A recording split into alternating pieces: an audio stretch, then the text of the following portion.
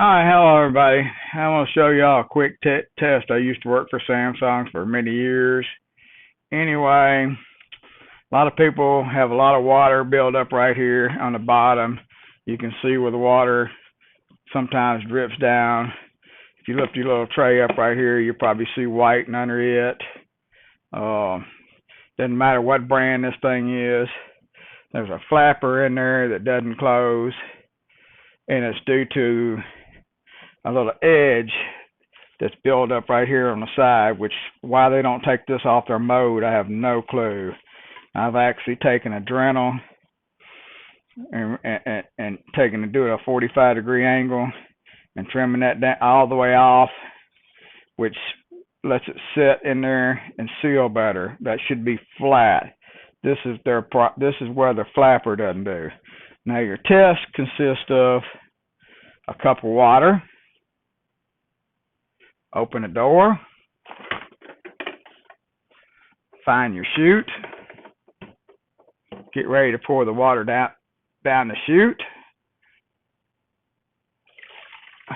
and you go around the front.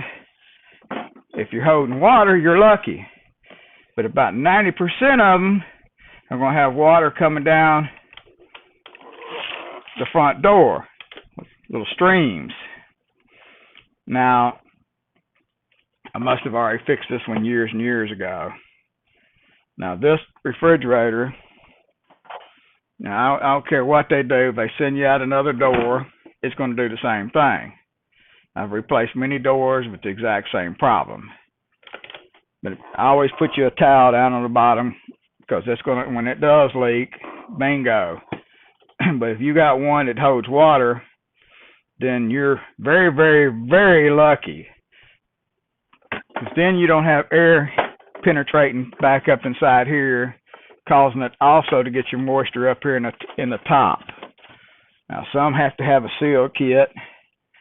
Now they've got a brand new ice maker rebuild, which they're turning on the I think they got the heater where it's a longer defrost time.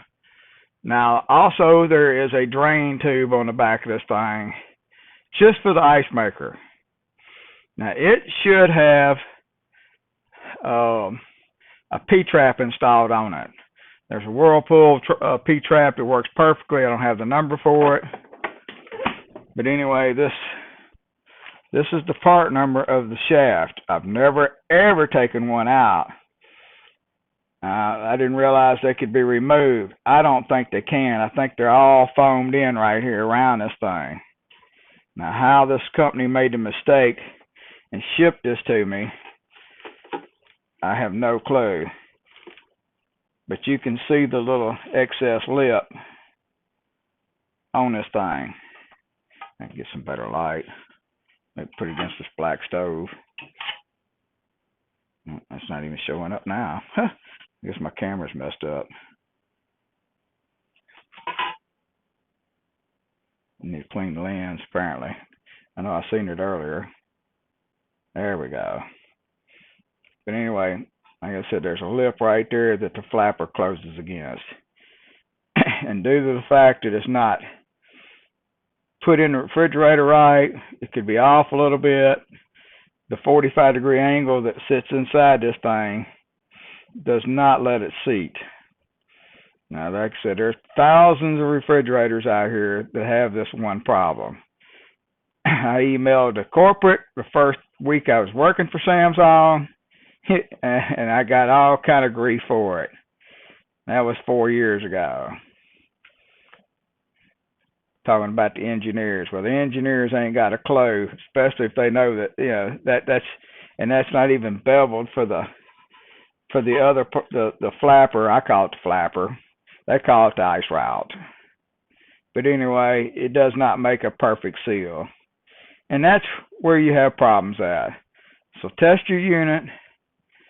If you've got the nerve to get a Dremel in there with a 45-degree angle bit and just take this first layer off, you can make it hold water. But it's very tricky. Very, very, very tricky. Other than that, you got to take the spring off, of the flapper and take it around one more turn to make more pressure on it. And that'll help too. And that is hard to do. Good luck. That's where most of these, water leaks are coming from. And your mold, if you look up and under here, you'll see mold. There'll be a lot of black mold on the upper inside. I don't know how to turn the light on. But back up in here is, and the only way to see it is to remove this top. Now that's pretty easy to remove. You've got one screw right here, and you've got a little hole right here. You can either take and get you a little screwdriver and don't go all the way up right there and use that one spot right there and just kind of pry it.